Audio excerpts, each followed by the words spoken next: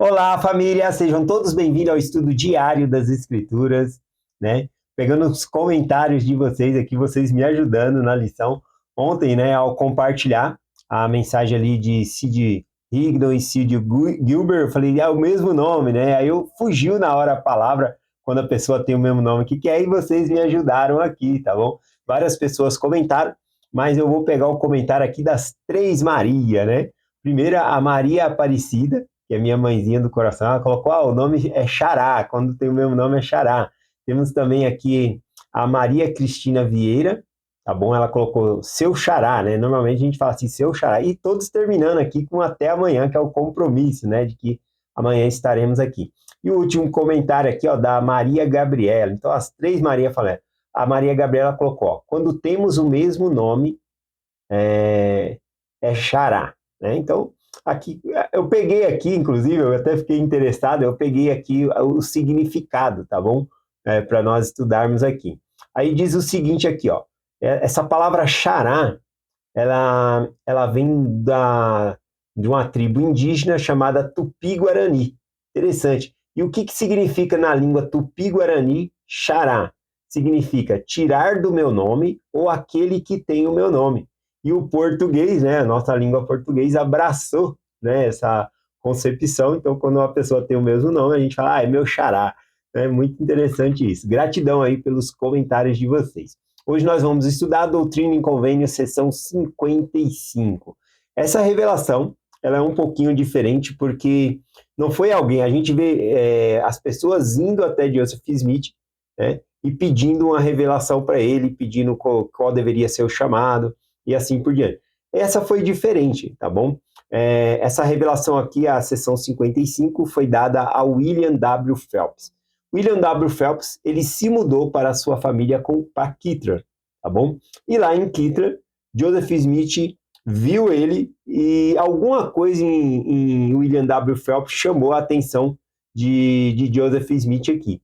E aí Joseph Smith ficou interessado e perguntou a Deus sobre ele, procurou informações sobre William W. Phelps com o Senhor, e aí recebe-se essa revelação aqui, e aí ele dá essa revelação para esse homem que chegou com sua família em Kitra. Tá bom? Então, esse é o contexto histórico aqui. O W. W. Phelps, né, ele tem um currículo muito bom. Ele era tipógrafo, ele já havia trabalhado em 3 gráficas, né, diferente, né? E justamente, né, a igreja iria precisar de uma gráfica ali também. Aliás, a gráfica, o lugar central onde vai ser feito o livro de mandamentos, ou este livro, né, Doutrina e Convênio, né, chamado assim, lá em, no Missouri. Então, nessa revelação aqui, também vai falar para ele ir para Missouri, é bem interessante. Essa revelação é bem curtinha, tá bom? São 6 versículos só. Então, lembrando que ele recebeu essa revelação aqui, ele não era membro da igreja. Então, vamos ver aqui. Só falando um pouco das contribuições de William W. Phelps.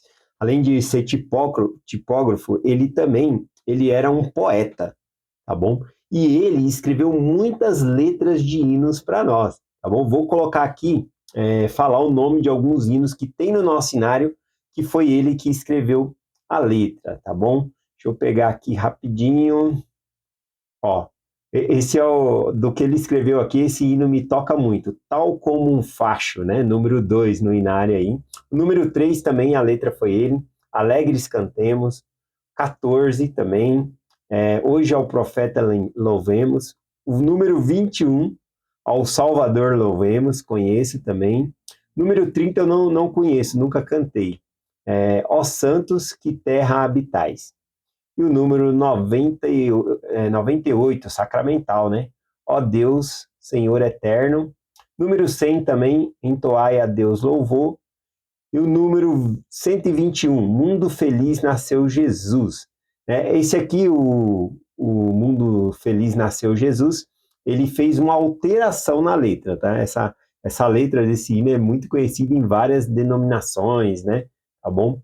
E lembrando que ele escreveu a letra, a melodia, né? A composição de melodias eram outras pessoas. Sempre no final do inário tem ali quem compôs a letra e quem fez a melodia também, a música, tá bom? Então veja aí quantas contribuições, né? William W. Phelps, ele contribuiu para a igreja com os hinos, poetas, né? E muitas outras coisas que ele pôde escrever, tá bom? Então, é isso. Vamos lá para a revelação, né? Joseph Smith não o conhecia direito, ele acabara de chegar em Kittra, tá bom? E aí, com sua família, para residir ali, né? E aí, então, é, Joseph Smith ficou interessado e vai buscar ao Senhor informação, né? Quem melhor para falar de uma pessoa do que o próprio Senhor? A gente pode perguntar para a pessoa pode falar uma coisa, outra, né? Mas o Senhor aqui, então, ele revela a Joseph Smith algumas coisas e Joseph Smith vai passar essa revelação aqui para William W. Phelps. Vamos acompanhar. O versículo 1 diz assim: Eis que assim te diz o Senhor, meu servo William, sim, o Senhor de toda a terra. Foste chamado e escolhido, depois que tiveres sido batizado com água, e se o fizeres com os olhos fitos e unicamente na minha glória, terá a remissão de teus pecados e receberá o Santo Espírito, né? Pela imposição de mãos. Veja que aqui o Senhor coloca, né? Batizado com água, se o fizeres. Ou seja, a pessoa tem o arbítrio, né? A revelação foi dada ali, mas a pessoa tem o arbítrio de escolher fazer o que o Senhor está falando ou não, tá bom? Então, interessante aqui, essa revelação fala para que ele seja batizado e receba o Espírito Santo. E o Senhor conhece ele pelo nome ali, né? Então, eu acho muito interessante. O Senhor sempre, quando se vai falar ali, ele fala com o nome da pessoa. Eu acho bem interessante essas revelações aqui, tá bom?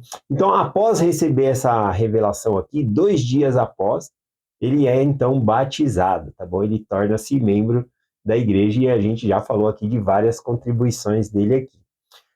Vamos lá, versículo 2. Versículo 2 e 3 aqui na revelação diz assim: E então será ordenado pela mão de meu servo Joseph Smith Jr., para ser elder desta igreja, para pregar arrependimento e remissão de pecados por meio do batismo, em nome de Jesus Cristo, o Filho de Deus. E terás poder para conferir o Santo Espírito de todos sobre quem impuserem as mãos, se estiverem contrito perante mim. Então, o restante da revelação fala que ele ia ser elder, né? Ia ser ordenado elder e compartilhar o evangelho com as outras pessoas e que ele teria autoridade para sobre quem ele colocasse as mãos, também ali recebesse o Espírito Santo. Bom, versículo 4 diz assim: E também serás ordenado para assistir meu servo Oliver Cowdery na tarefa de imprimir e de selecionar e escrever livros para as escolas desta igreja, a fim de que as crianças também recebam instrução diante de mim, como me é agradável. Olha só, a importância de ensinar as crianças. Então, o William W. Phelps recebeu já a responsabilidade aqui de ajudar Oliver Cowdery a produzir livros para a igreja, para ensinar as crianças, para ter uma escola. Porque eles iam fazer a comunidade de Sião, né? Fazer a cidade de Sião, e ali, então, precisava de todas as coisas, até uma escola também para as crianças. Então, já mandando ali, pedindo para ele fazer livros para ensinar essas crianças o que é agradável ao Senhor.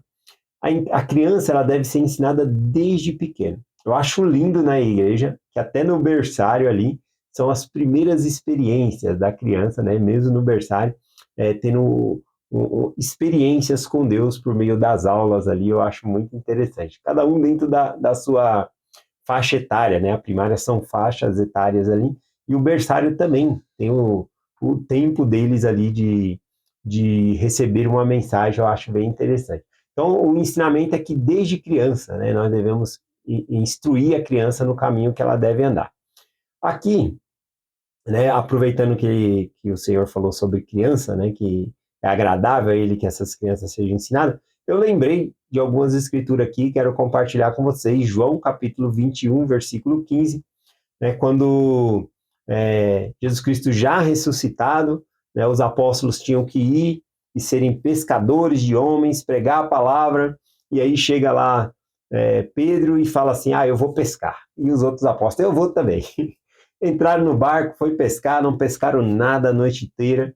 De manhã, aparece Jesus na praia, e pergunta se eles têm algo de comer, e eles falam que não, porque a noite inteira e não apanharam nada. E aí Jesus fala, lança do lado direito e achareis, e eles lançam e colhem uma grande quantidade de peixe ali, né? 153 peixes, se eu não me engano, grandes. E aí João fala para Pedro, é o Senhor. E aí Pedro pula na água, vai todo mundo para a praia, chega lá, Jesus prepara aquele de jejum, né? Já tá um peixe na brasa ali, pão para eles, né? A noite inteira sem comer ali e alimentam eles. E aí então aqui tem uma parte bem significativa, né? Porque Jesus não usou o peixe deles, né? Se Deus quiser peixe, ele vai ter peixe. Ele queria que os apóstolos fossem pescadores de homens, não pescadores de peixe. Então o Senhor não depende do peixe nosso, tá bom? Então aqui tem essa mensagem bem importante, mas eu quero chegar na parte que eles comeram, já estavam com a barriga cheia ali, e aí o Senhor, né, pegou e falou para Pedro, tu me ama mais do que estes? Provavelmente falando dos peixes, né, mas o significado do peixe ali pode ter muitos outros significados para Pedro, né? Talvez não é que Pedro ele não fosse pregar o evangelho, é que talvez naquele momento ele aquela grande pensa só, o Senhor dirigia a igreja dele. Agora era sobre Pedro, né? A responsabilidade. Acho que ele sentiu aquele fardo, aquele peso, o que que eu vou fazer, o que que eu vou fazer, e talvez até para esparecer a cabeça ele falou, eu vou pescar, né? Mas o Senhor vai lá e chama ele aqui e agora com aquilo ali, aqueles peixes ali, o Senhor fala, ama-me mais do que estes, mais do que, você me ama mais do que este trabalho, você me ama mais do que esses peixes, você me ama mais do que ir pescar, né? Então nós podemos interpretar dessa maneira. Então vamos ler aqui, porque vai falar da questão de criança também. João 21:15. E depois de terem jantado, disse Jesus a Simão Pedro, Simão, filho de Jonas, ama-me mais do que estes? E ele respondeu, Senhor, sim, tu sabes que te amo. E disse-lhe ele, né, Jesus disse, apacenta os meus cordeiros. O Senhor vai repetir essa frase, né, tu me amas mais duas vezes e depois vai repetir dizendo, apacenta minhas ovelhas. Só que nesse versículo 15 aqui, o Senhor não usa a palavra ovelha. Aqui o Senhor usa a palavra cordeiro, tá bom? Apacenta os meus cordeiros. Qual que é a diferença do cordeiro para a ovelha, né? É que a ovelha, ela é já adulta. O cordeiro é o filho da ovelha, né? Então o cordeirinho ali é o pequenininho, tá bom? Então esse é o cordeirinho ali, né? Então, dessa maneira, Jesus Cristo está dando prioridade na igreja dele às crianças.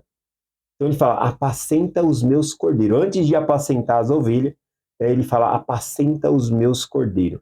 As crianças estão em alta conta com o Senhor. Veja que quando o Senhor estava descansando, muitas pessoas queriam estar junto com Jesus, e aí os apóstolos pegaram e tentaram impedir, assim, não, não, deixa ele descansar, deixa ele descansar. E aí Jesus Cristo repreende os apóstolos, deixai vir a mim as criancinhas, porque delas é o reino dos céus. Então, as criancinhas tinham prioridade aqui, e a gente vê nesse texto aqui também a prioridade. Aqui também, como igreja, eu achei bem interessante, outro dia o Vinícius ensinando essa passagem, né, lá na igreja, e ele compartilhou que essa parte aqui, quando o Senhor fala a primeira vez, apacenta os meus cordeiros, o significado que é membro novo também. O membro novo na igreja também, ele tem que ter uma atenção especial, porque ele está criando raiz no evangelho. Então, essa passagem aqui no âmbito espiritual, todo aquele que nasce, que acabou de ser batizado, é um membro novo. Nasceu de novo, é um bebezinho. Então, também temos que ter um olhar maior para os membros novos na igreja, tá bom? Mais atenção, ver as necessidades, cuidar, ajudar com que eles se fortaleçam dentro do evangelho. É muito importante isso. Tanto as crianças como as crianças adultas, né? Que são os recém-conversos, tá bom? Então, vamos lá. Continuando aqui, eu peguei, já que o senhor falou para William W. Phelps e ajudar Oliver Cowdery, né, na questão dos livros aqui para as crianças, porque me é agradável, eu peguei aqui também terceiro Nef, capítulo 17, versículo 23, Jesus Cristo dizendo,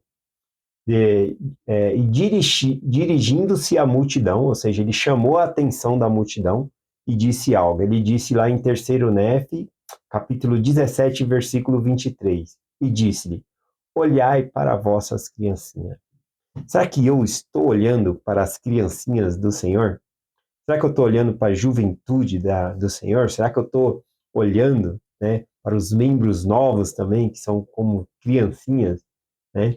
Então, é um olhar aí que nós devemos ter das Escrituras. Vamos lá finalizar aqui a nossa mensagem, versículo 5, Doutrina e Convênio, seção 55, nós estamos, versículos 5 e 6, finaliza aqui a mensagem, né, de Doutrina e Convênio 55. Diz assim, também em verdade te digo, que por este motivo farás uma viagem com o meu servo Joseph Smith Jr. e Sid Rigdon, a fim de estabeleças na terra da herança e fazeres esse trabalho, ou seja, o trabalho de fazer livros ali para ensinar nas escolas para as crianças.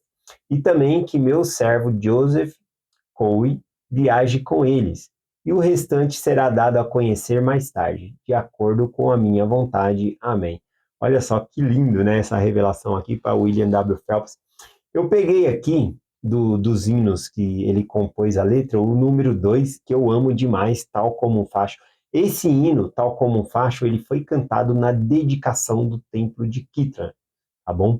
Sempre no hino aí tem embaixo tem versículos, né, que são mencionados sobre esse hino, e a referência desse hino, tá bom, tal como um facho, é Doutrina e Convênio 109, porque é a oração dedicatória do templo, tá bom, de Kitra, e a revelação da dedicação do templo de Kitra, ela foi recebida por meio de revelação, né, ou seja, o profeta Joseph Smith recebeu aquela revelação, escreveu e ele leu, né? Então é uma oração falada, porque pode oração é falada, mas uma oração escrita, tá bom? Então as orações do templo, elas são dedicadas, mas elas são recebidas por meio de revelação.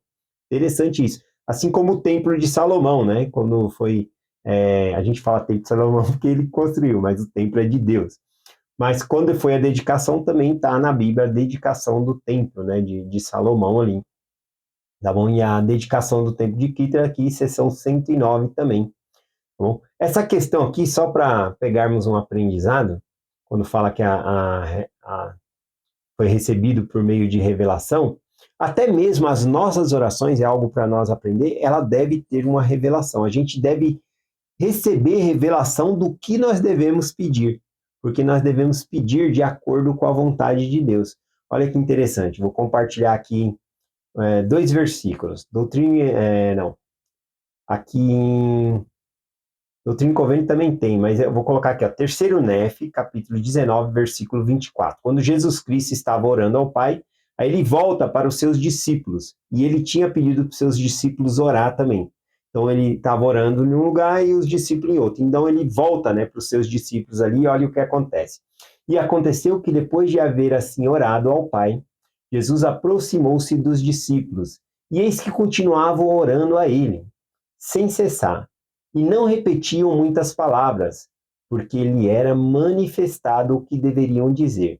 E estavam cheios de anelo. Anelo é desejo. Estavam cheios de desejo, cheios de força ali orando, né? Aqui, então, veja que eles não repetiam muitas palavras, porque lhe era manifestado o que deveriam dizer.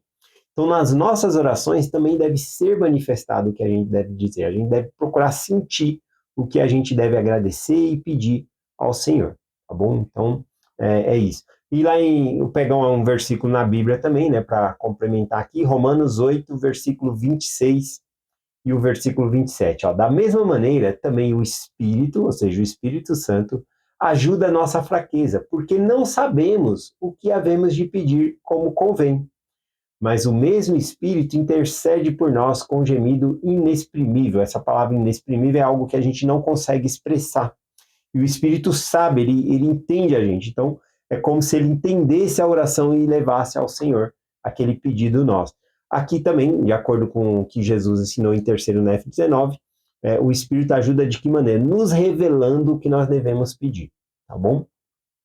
E aí o versículo continua. E aquele que examina os corações sabe qual é a intenção do Espírito. Portanto, ele, segundo Deus, intercede pelos santos. Então, o Espírito Santo intercede por nós em oração, nos ajudando a saber qual é a vontade de Deus. O Doutrina e Convênio fala que aquele que pede de acordo com a vontade de Deus vai receber. Por quê? Porque pede a vontade do Senhor. Então, a gente precisa saber a vontade do Senhor. Tá bom? Então, é isso, né? Eu gosto muito aqui dessa pessoa, William W. Phelps, os hinos que ele compôs aqui, particularmente eu amo muitos desses hinos, e o Tal Como Faixa aqui é um dos excelentes aqui que eu amo demais, tá bom? É essa mensagem que nós compartilhamos com vocês, em nome de Jesus Cristo, amém. Até amanhã.